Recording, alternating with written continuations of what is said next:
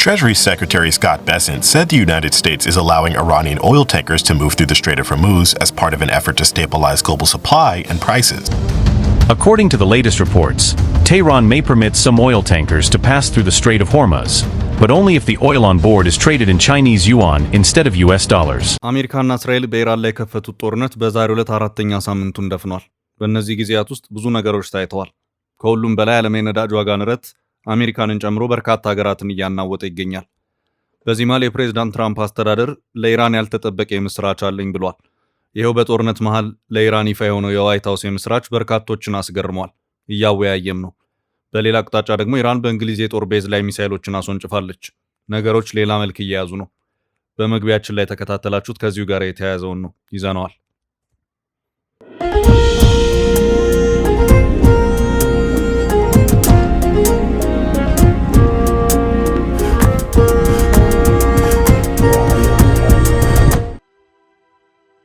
ውድ የፈታ ቤተሰቦች ከልብ የመነጨ የከበረ ሰላምታችን በያላችሁበት ይድረሳችሁ። ለተቀዳሚ ሰዓቱን መረጃ አሰናድተናል። ይመጥናሉ፣ መደመጥ ይገባቸዋል ያልናቸውን መረጃዎች በቅድሚያ እናስተዋውቅ። አሜሪካና እስራኤል በኢራን ላይ የከፈቱት ጦርነት በዛሬው ዕለት አራተኛ ሳምንቱን ደፍኗል። በእነዚህ ጊዜያት ውስጥ ብዙ ነገሮች ታይተዋል። ከሁሉም በላይ ዓለም የነዳጅ ዋጋ ንረት አሜሪካንን ጨምሮ በርካታ ሀገራትን እያናወጠ ይገኛል። በዚህ መሃል የፕሬዝዳንት ትራምፕ አስተዳደር ለኢራን ያልተጠበቀ የምስራች አለኝ ብሏል። ይሄው በጦርነት መሃል ለኢራን ይፋ የሆነው የዋይት ሃውስ የምስራች በርካቶችን አስገርሟል፣ እያወያየም ነው። አንዳንዶች ጭንቅ የወለደው በማለት አስተያየቶቻቸውን እየሰጡበትም ይገኛሉ። በሌላ አቅጣጫም ኢራን ከአረብ ሀገራት ባለፈ የእንግሊዝ የጦር ቤዝ ላይም 2 ሚሳኤሎችን አስወንጭፋለች። አሁን ደግሞ ነገሮች ሌላ መልክ እየያዙ ይመስላል። ጥንቅራችን በዚሁ አስገራሚ የዋይት ሃውስ ድንገት ኢራንን የሚመለከት ውሳኔ ዙሪያ የሚያደርሳችሁ ዕለታዊ መረጃ አለ። የኢራኑ ጦርነት ፕሬዝዳንት ትራምፕን እጅጉን ብስጩ እያደረጋቸው ስለመሆኑ ዘ ኢኮኖሚስት ዘገባ አሰምቷል። ትራምፕ ፕሬዝዳንታዊ ስልጣንና ተጽዕኗቸው እየተዳከመ ስለመሆኑ መረጃው አመልክቷል። ትንተናውን እንመለከታለን። የኢራን ጦርነት የፈጠረው የነዳጅ እጥረት በአፍሪካ አህጉር ጎልቶ እየተሰማ ነው። በርካታ የአፍሪካ ሀገራት አማራጭ የነዳጅ ምርት ፍለጋ ሩጫ ላይ ናቸው። አፍሪካውያን መንግስታት ወደ አህጉር የውስጥ ነዳጅ አቅም ፊታቸውን መልሰዋል። በዚህም ዳንጎቴ በአፍሪካ ሀገራት የነዳጅ ጥያቄ መጨናነቁ ተነግሯል። ጉዳዩ ዝርዝር አለው። ጦሩ ተቃውሞ ተሰምቶበታል። ጦሩ ላይ ተቃውሞ ያሰሙት የምክር ቤት አባላት ናቸው።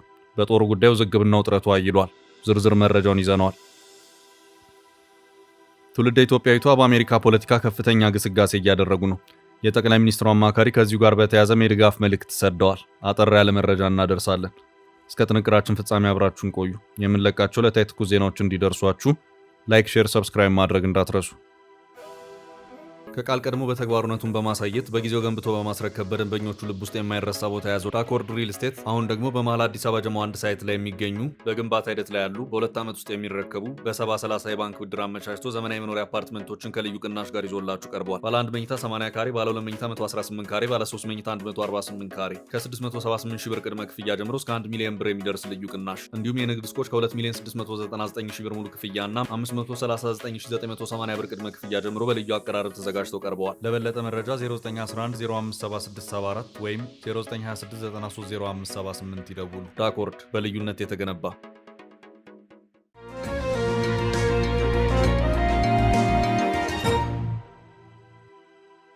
ትራምፕ በድንገት ለኢራን የምስራች ላኩ። እንግሊዝ የኢራን ሚሳኤል ደረሳት። የኢራን አሜሪካና እስራኤል ጦርነት ዛሬም ለአራተኛ ሳምንት በቀጠለበት በዛሬው ዕለት በነዳጅ ዋጋ መናር ጭንቅ ውስጥ የገባው የትራምፕ አስተዳደር ለኢራን ያልተጠበቀ የምስራችን ይፋ አድርጓል። እንግሊዝ ማንም ባልጠበቀው መልኩ በጦር ቤዟ የኢራንን 2 ሚሳኤሎች ጥቃት አስተናግዳለች። በሌላ አቅጣጫ ደግሞ ያልተጠበቀ የትራምፕ አስተዳደር ውሳኔ ለዓመታት በማዕቀብ ውስጥ ያለውን የኢራን የነዳጅ ሽያጭን የሚመለከት ሆኗል። ዛሬ አንድ ወሩን የደፈነው ይህ የመካከለኛው ምስራቅ ጦርነት ከመፈንዳቱ በፊት የአንድ በርሜል የነዳጅ ድፍድፍ ዋጋ በሰባዎች ውስጥ የነበረ ሲሆን በዛሬው ዕለት በበርሜል $113 ደርሷል። በዚያ መጠን የሀገራት ኢኮኖሚም ከባድ ቀውስ ውስጥ እየገባ ይገኛል። የዋጋ ንረቱ የአሜሪካ ሸማቾችን ሳይቀር የሚምር አልሆነም። ይህም በሌላ አቅጣጫ የዶናልድ ትራምፕ አስተዳደርን የሀገር ውስጥ አስተዳደር ከባድ አጣብቂኝ ውስጥ የሚከትም ሆኗል። በዚህም ትራምፕ በከፍተኛ ደረጃ ወደ ላይ እየወጣ ያለውን የዓለም አቀፉን የነዳጅ ዋጋ ለማረጋጋት በሚል የተለያዩ እርምጃዎችን ቢወስዱም እስካሁን ባለው ሁኔታ ይህ ነው ሊባል የሚችል አመርቂ ውጤት አልታየበትም። ትራምፕ ከሳምንት በፊት አስተዳደራቸው ከዩክሬን ጦርነት ጋር በተያያዘ ማዕቀብ ላይ ያለችው ሩሲያ ነዳጅ ጭነው በባህር ጉዞ ላይ ያሉ መርከቦቿ በነፃነት ነዳጅን መሸጥ ይችላሉ በማለት ውሳኔ ያስተላለፈ መሆኑ የሚታወስ ነው። የትራምፕ አስተዳደር ውሳኔ በአውሮፓ በኩል እንዴት የሚል ቁጣ አዘል ጥያቄን አስነስቷል። ቁጣው የተቀሰቀሰው ዩክሬን አውሮፓዊት ሀገር በመሆኗ ነው። አሁን ደግሞ ፕሬዝዳንት ትራምፕ በአሁኑ ሰዓት የሚታየውን ዓለም አቀፍ የነዳጅ ዋጋን ለማውረድ ኢራን ነዳጇን ለዓለም አቀፉ ማቅረብ አለባት በማለት በገንዘብ ሚኒስትራቸው በኩል አስነግረዋል። የገንዘብ ሚኒስትሩ ስኮት ቤሴንት በኤክስ ገጻቸው ባጋሩት መልእክታቸውም በኢራን ላይ ለዓመታት ተጥሎ የነበረውን የነዳጅ ማዕቀብ ማላላት ያስፈልገው በወቅቱ ያለውን የዓለም አቀፍ ነዳጅ ዋጋ ንረትን ለማውረድ ነው። ይህም ለተወሰነ ጊዜ የሚቆይና በመርከብ ጭነት ላይ ያለን ውስን የኢራን ነዳጅ ብቻ የሚመለከት ነው ብለዋል። መረጃዎች የሚያመለክቱት ይህ አሁን ኢራን ለዓለም አቀፍ የነዳጅ ገበያ እንድታቀርብ የተፈቀደላት የነዳጅ መጠን እስከ 140 ሚሊዮን በርሜል የሚደርስ ነው። የአሜሪካ የገንዘብ ሚኒስትር ይህ የኢራን የነዳጅ ሽያጭ ለአንድ ወር ወይም እስከ ኤፕሪል 19 ድረስ የሚቆይ መሆኑን እንዳመለከተ የቢቢሲ ዘገባ አመላክቷል። ከ1979 የኢራን እስላማዊ አብዮት በኋላ ባሉት 47 ዓመታት ኢራን በርካታ ማዕቀቦችን አስተናግዳለች። እነዚህ ማዕቀቦች ለሁለት ተከፍለው የሚታዩ ናቸው። እነዚህም በአሜሪካና አጋሮቿ የተጣሉ እንደዚሁም በተባበሩት መንግስታት የጸጥታው ምክር ቤትም ጭምር ተግባራዊ የተደረጉ ማዕቀቦች ሆነው ይታያሉ።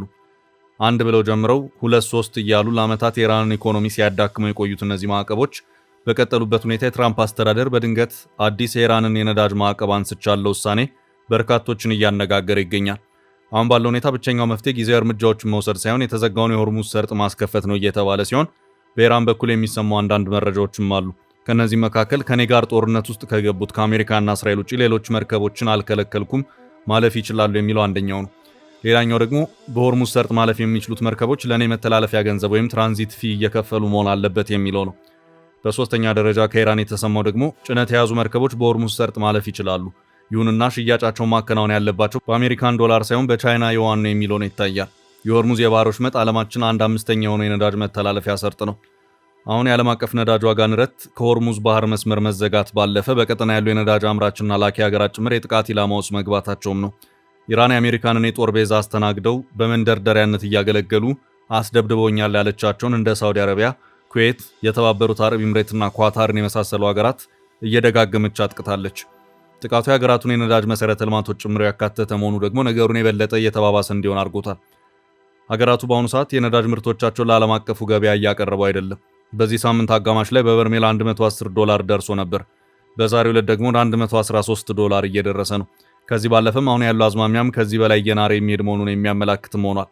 ትራምፕ ከዚህ ቀደም በሰጡት ማብራሪያ ሆርሙዝን ለራሳችሁ ስትሉ አስከፍቱ፣ አሜሪካ እንደሆነ የራሷ ነዳጅ አላት፣ እንደውም የዓለም አቀፉ ነዳጅ በመጨመሩ አሜሪካ ብትጠቀም እንጂ አትጎዳም የማለታቸው ጉዳይ በአሜሪካ ገበያ ውስጥ እየሰራ አይመስልም።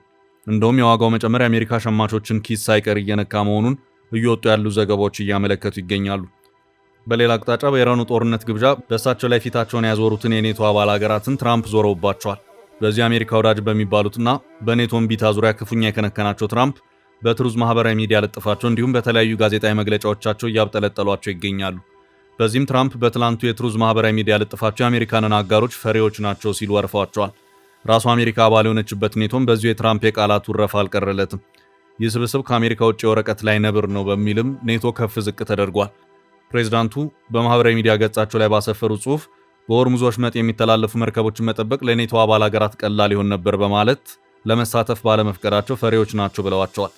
ትርፉ ትዝብት ነው እንጂ እውነት ለመናገር ጦርነቱን አሸንፈናል ያሉት ትራምፕ የኔቶ አባል ሀገራት ግን ቁጭ ብለው በነዳጅ ዋጋ መጨመር እያማረሩ ይገኛሉ ሲሉም በሌላ አቅጣጫ ደግሞ ንዴታቸውን ገልጸዋል። እውነት ለመናገር ከዚህ በኋላ ያደረጉትን የምንረሳ እንዳይመስላቸው ሲሉም ትራምፕ እነዚህ ነው የአሜሪካ ወዳጅ የሚባሉትን ሀገራት ቂም የያዙባቸው መሆኑንም በዚሁ ባጋሩት ልጥፋቸው አስታውቀዋል። ይህ በእንዲህ እንዳለ ኢራን ዲያጆ ግራሺያ በተባለ የእንግሊዝ የጦር ቤዝ ላይ 2 ባሊስቲክ ሚሳይሎችን አስወንጭፋለች። ይህች የእንግሊዝ ሚሊተሪ ቤዝ ከቴህራን 3800 ኪሎ ሜትር ርቀት ላይ የምትገኝና በህንድ ውቅያኖስ ላይ የምትገኝ ናት። እንግሊዝ በዚህ ጦርነት አልሳተፍም ያለች ሀገር መሆኗ የሚታወስ ነው። ይሁንና እንግሊዝ የጦር ቤዞቿን ለአሜሪካ መንደርደሪያነት እየፈቀደች ነው በሚል የኢራን የውጭ ጉዳይ ሚኒስትርና የዩኬ ባለስልጣናት ከሳምንት በፊት በስልክ ክፉ ደግ እንደተነጋገሩ ዘገባዎች ሲጠቁሙ ነበር። Treasury Secretary Scott Bessent said the United States is allowing Iranian oil tankers to move through the Strait of Hormuz as part of an effort to stabilize global supply and prices. According to the latest reports, Tehran may permit some oil tankers to pass through the Strait of Hormuz, but only if the oil on board is traded in Chinese yuan instead of US dollars.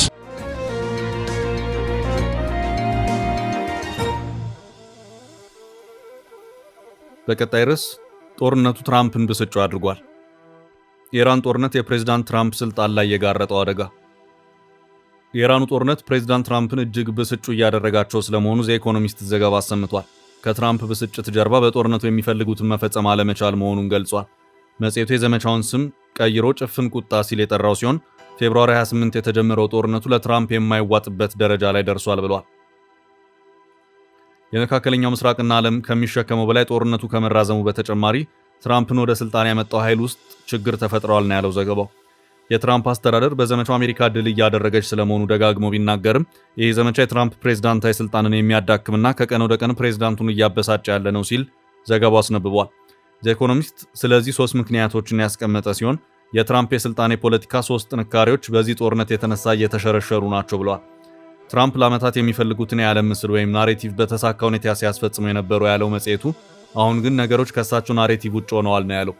ጦርነቱን ተከትሎ የነዳጅ ዋጋ $110 መሻገሩና የአፈር ማዳበሪያ ገበያ ከስራ ውጭ መሆኑ የትራምፕ የጦርነቱን ትርክት እንዳይሆን አድርጎታል። የነዳጅ ጉዳይ በትዊትና በትሩዝ ሶሻል መልእክቶች ሲሸፈን በሌላ መልኩ እውነታ ሊወጣለት አለመቻሉን ትራምፕ መረዳታቸውን ገልጿል።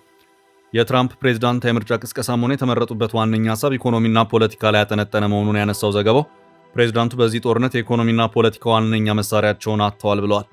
የድርድር ሰው መሆናቸው ሰላም አንጋች ተደርገው መሳላቸው ከ20 ቀን ጦርነት በኋላ ያበቃለት ጉዳይ እንደሆነ ነው የተነተነው። ፕሬዝዳንቱ መጠነኛ ዘመቻ ነው በሚል የገለጹት የኢራን ዘመቻ አሁን $200 ቢሊዮን የተጠየቀበት ግዙፍ ጦርነት መሆኑ እውነታው ፈጦ መውጣቱ ትራምፕን አላስደሰተም ነው የተባለው።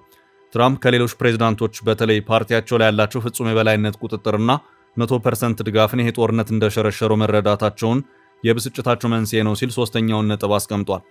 የማጋ ፖለቲካዊ መሰረት መሰነጣጠቅ መጀመሩን ዘገባው ገልጿል። እንደ ተከር ካርልሰን ያሉ አንቂዎች ጉዳዩ አሜሪካን ሳይሆን እስራኤልን የማስቀደም አድርገው መግለጻቸው ለትራምፕ ሌላኛው የብስጭት ምክንያት መሆኑን አትቷል። ግማሹ የትራምፕ ደጋፊ ፕሬዝዳንቱ አዲስ ጦርነት እንደማይከፈት በምርጫ ቅስቀሳ ይዘውት የቀረቡት መርህ መካዱን ያምናል ነው የተባለው። ትራምፕ በእስራኤል ተጎትቶ ወደ ጦርነቱ መግባታቸው የጦርነት ለአሜሪካኖች የሚሰጡ አንዳች ፋይዳ የለውም የሚሉ ሀሳቦችም በደጋፊዎቻቸው ዘንድ ጎልተው እየተንጸባረቁ ነው። ነገሩ አነታራኪ ከመሆኑ የተነሳ የትራምፕ ሹመኛ የሆኑት የብሔራዊ ጸረ ሽብር ባለስልጣን ጭምር በገዛ ፈቃዳቸው መልቀቂያቸውን ማስገባታቸው በአስተዳደር ውስጥ ያለውን ልዩነት አደባባይ ወጣ ስለመሆኑ ተመላክቷል። ትራምፕ ኢራን ጎረቤቶቿን ማጥቃቷን ማንም እንዳልገመተ በማንሳት ቢከራከሩም በገልፍ ሀገራቱ ላይ እየደረሰ ያለው ኪሳራ ጦርነቱ በቀጠናው ሀገራት ዘንድም ያለው ቅቡልነት የወረደ መሆኑን ያሳያል። ትራምፕ የሆርሙዝ ሰርጥን መቆጣጠር አለመቻል ግልጽ እውነታ የአሜሪካ አጋር ሀገራት በዚህ እንዲረዱ እስከ መጠየቅ መድረሳቸውን ያነሳው ዘ ኢኮኖሚስት ይህ ጦርነት በትክክል የትራምፕን ፕሬዝዳንታዊ ቁመናና ኃይል በግልጽ እያዳከመ ነው ሲል ደምድሟል። ሩሲያና ቻይና ከዳር ሆነው በዚህ ጦርነት ተጠቃሚ መሆናቸውን ትንታኔው ሌላ የትራምፕ ጦርነት ውድቀት ሲል ጠርቶታል።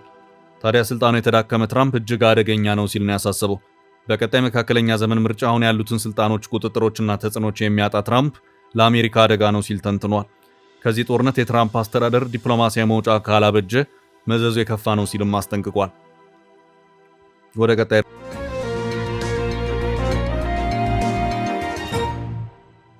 አለፍን። ዳንጎቴ በአፍሪካ ሀገራት የነዳጅ ጥያቄ ተጨናንቋል። የኢራን ጦርነት የፈጠረው የነዳጅ እጥረት በአፍሪካ አህጉር ጎልቶ እየተሰማ ነው። በርካታ የአፍሪካ ሀገራት አማራጭ የነዳጅ ምርት ፍለጋ ሩጫ ላይ ናቸው። 20 በመቶ የሚሆነው የነዳጅ አቅርቦት በሆርሙዝ ሰርጥ መዘጋት የተነሳ መስተጓጎሉን ተከትሎ አፍሪካውያን መንግስታት ወደ አህጉር የውስጥ የነዳጅ አቅም ፊታቸውን መልሰዋል። በአህጉር የነዳጅ ምርት ላይ የተሰማራው ዳንጎቴ የነዳጅ ጥያቄ እንዳጨናነቀው ተዘግቧል። የናይጄሪያው ቢሊዮነር ኤሊኮ ዳንጎቴ የነዳጅ ማጣሪያ ከበርካታ የአፍሪካ ሀገራት መንግስታት የነዳጅ አምጣ ጥያቄ እንደበዛበት ገልጿል። የዳንጎቴ ፔትሮሊየም ማጣሪያና ፔትሮኬሚካሎች ካምፓኒ ከአፍሪካ አልፎ በቀጠናው ካሉ ሀገራት ጭምር ጥያቄዎች እንደመጡለት ገልጿል። በተለይ ከሁሉም ጥያቄውን ደጋግማ ያቀረበችው ደቡብ አፍሪካ መሆኗን የካምፓኒው ስራ አስፈጻሚ ጠቅሰዋል። ደቡብ አፍሪካ ከዳንጎቴ ጋር የ12 ወራት የነዳጅ አቅርቦት ስምምነት ለመፈራረም ነው የጠየቀችው። አፍሪካ 75 በመቶ የሚሆነውን የነዳጅ ፍላጎቷን የምትሸፍነው ከመካከለኛው ምስራቅ በሚገባ ምርት ሲሆን የቀጠናው ጦርነት በአፍሪካ ከፍተኛ እጥረትና ስጋት የፈጠረ ሆኗል። ለዛም ነው እንደ ደቡብ አፍሪካ ያሉ ሀገራት እንደ ዳንጎቴ ካሉ አማራጭ የነዳጅ ምንጮች የተጣራም ያልተጣራም ነዳጅ ለማግኘት እየኳተኑ የሚገኙት። ዳንጎቴ በቀን 650 ሺህ በርሜል ነዳጅ የሚያጣራ ሲሆን 75 በመቶ በናይጄሪያ ለውስጥ ፍላጎት የሚውል ነው። የቀረውን ኤክስፖርት የሚያደርገው ዳንጎቴ ከአፍሪካ ሀገራት እየጎረፈለት ያለው ጥያቄ ከአቅም በላይ ስለመሆኑ ገልጿል። የዳንጎቴን ነዳጅ ከጠየቁ ሀገራት መካከል ጋናና ኬንያ ይገኙበታል። የዳንጎቴ ስራ አስፈጻሚ አሁን ጉዳዩ ስለ ዋጋ አይደለም ስለ አቅርቦት ነው ብለዋል። ይህ ችግር እንደሚቀጥልም ነው ያመለከቱት። ደቡብ አፍሪካ ለቀጣይ ሳምንታት ብቻ የሚሆን ነዳጅ እንዳላት ስትገልጽ፣ ኬንያ የነዳጅ አከፋፋዮች ነዳጃቸውን ለ3 ሳምንታት እንዲያብቃቁ አዛለች። ኢትዮጵያ የነዳጅ አጠቃቀም መመሪያ ያወጣች ሲሆን እንደ አዋሽ አርባ ካሉ የነዳጅ ማከማቻዎች ነዳጅ እየወጣ ለገበያ እየቀረበ ስለመሆኑ መረጃ አመልክቷል።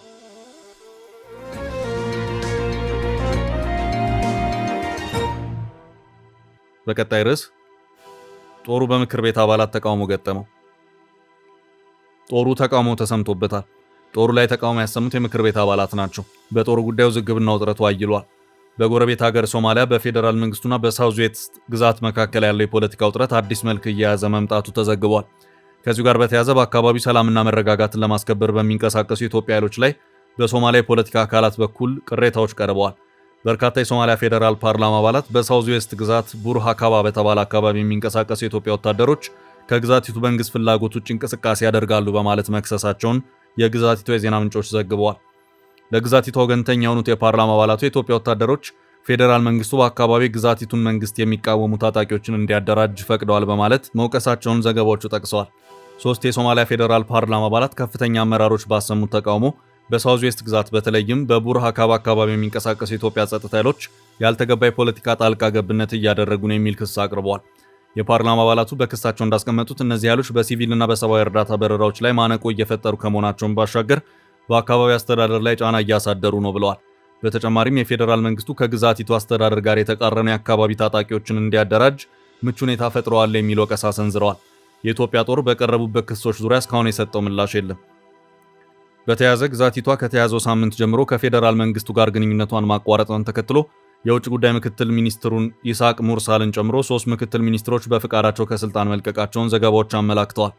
ከፍተኛ ባለስልጣኑ ከስልጣን የለቀቁት ፌዴራል መንግስቱ በግዛቲቷ የውስጥ ጉዳይ ጣልቃ ገብቷል በማለት ነው። ሚኒስትሮቹ ስራ መልቀቃቸውን በሚገልጸው ደብዳቤያቸው ላይ ፌዴራል መንግስቱ በ2012 የወጣውን ጊዜያዊ ህገ መንግስት በመጣስ በሳውዝ ዌስት ግዛት ጉዳይ ጣልቃ እየገባ መሆኑን አስታውቀዋል። በሚኒስትሮቹ የስራ መልቀቂያ ደብዳቤ ላይ ፌዴራል መንግስቱ የሰጠው መልስ የለም። ሳውዝ ዌስት ግዛት አሁን የወሰደው እርምጃ ከዚህ ቀደም ጁባላንድና ፑንትላንድ ግዛቶች የሄዱበትን መንገድ የሚከተል ሲሆን ይህም የሶማሊያን አንድነት ሌላ አደጋ ላይ የሚጥል ነው።